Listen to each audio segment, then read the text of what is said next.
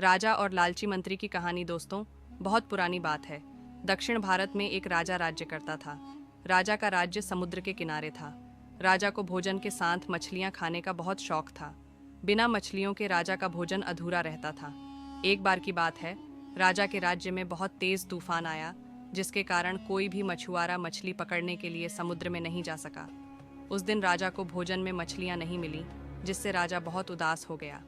राजा ने जब अपने मंत्रियों से इस बारे में पूछा तो उन्होंने बतलाया कि इतने तेज तूफान में समुद्र में मछली पकड़ने जाना अपनी जान पर खेलने के समान है, इसलिए कोई भी मछुआरा समुद्र नहीं जा रहा है।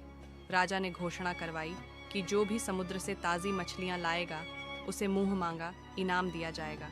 राजा की घोषणा सुनकर मछुआरों के मन में लालच तो आया, किंतु कोई भी मछुआरा अपनी जान जोखिम में डालने के लिए तैयार नहीं हुआ। उसी राज्य में एक बहुत ही गरीब मछुआरा रहता था।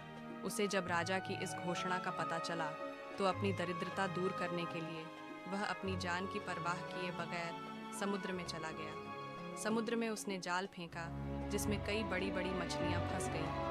मछुआरा मछलियां लेकर राजा के महल पहुंच, किंतु राजा के सैनिकों ने उसे महल में नहीं घुसने दिया। राजा के एक खास मंत्री ने मछुआरे को ताज़ी मछलियों के साथ देखा तो मछुआरे को अपने साथ राजा के पास ले जाने के लिए तैयार हो गया। मंत्री जानता था कि राजा मछलियां देखकर बहुत अधिक प्रसन्न होगा और इसके बदले मछुआरे को बहुत सारा धन देगा।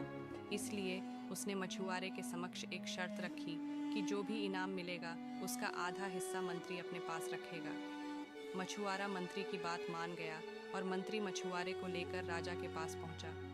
मछुआरे के पास ताज़ी ताज़ी मछलियां देख राजा बहुत खुश हुआ।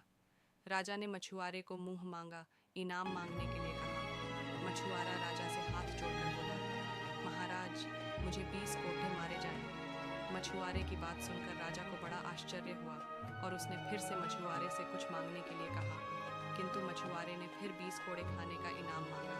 राजा ने अपने सैनिकों को बुलाया और मछुआरे को 20 कोड़े मारने का आदेश दिया। सैनिकों ने मछुआरे को कोड़े मारना शुरू किया।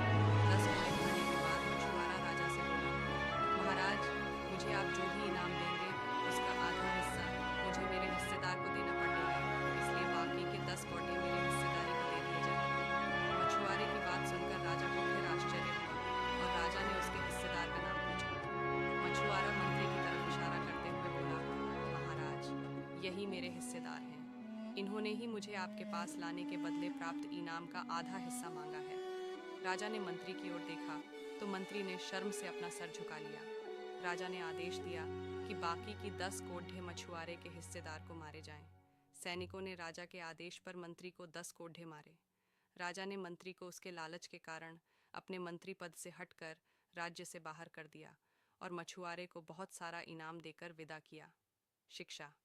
राजा और लालची मंत्री की कहानी से हमें शिक्षा मिलती है कि लालच में आकर कभी भी किसी को अनावश्यक रूप से परेशान नहीं करना चाहिए।